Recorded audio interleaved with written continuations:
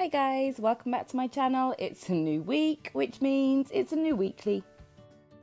I'm switching my layout style up from the last couple of weeklies that I've had.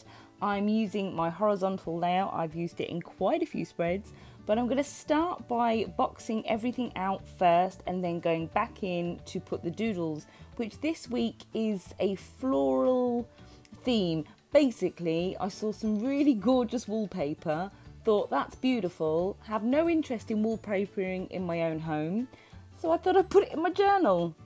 That seemed logical, right? If you have a Scribbles That Matters journal, this insert photo will show you all of the sizes that I have for my boxes if you want to use the layout yourself.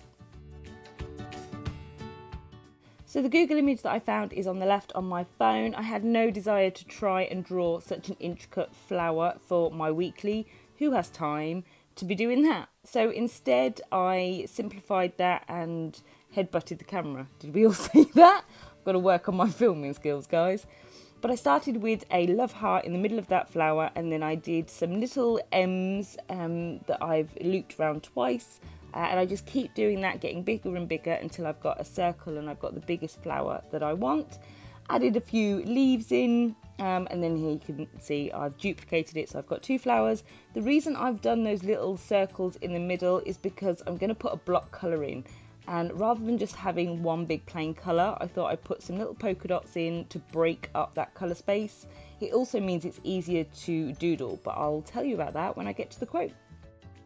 For this layout, I always have that little box down on the left hand corner, so I've just doubled up on the doodles, used the same doodle ideas, and I've done exactly the same for the quote too. So my quote this week is "No rain, no flowers," which is pretty apt because in the UK we've had a heat wave for the longest time.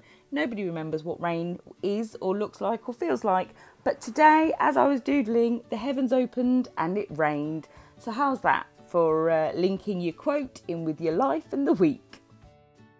Although, how much does the R on the word rain look like a V? So it looks like no vein, no flowers, which makes no sense.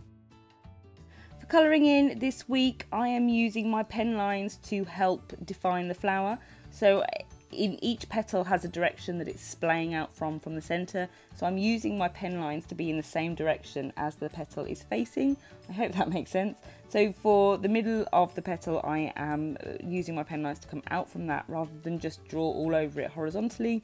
The idea being is that I go back over with a darker pink pen in the same direction of each petal, so it looks like it's splaying out from the middle. Let me know, guys, if you'd like to see these type of flowers make it onto my website as a free printable, because I can certainly get them up. It's also helpful if you've watched the other video on using the lightbox trick. If there's a free printable, you'll be able to use that lightbox trick on these flowers.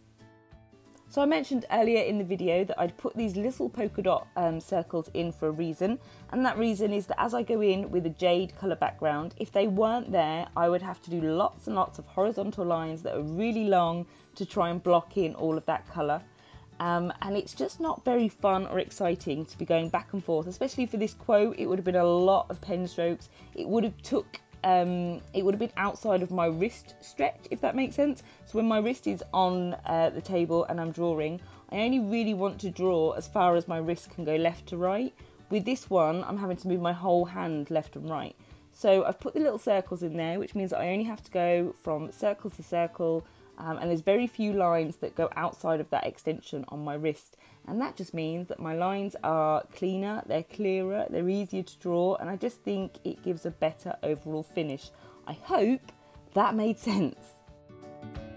But I'm really loving this pink and green colour combination. I just think it looks effortlessly beautiful, which that's not usually how I describe my stuff. But I do, I really like it. I think the wallpaper idea was pretty genius, if I do say so myself.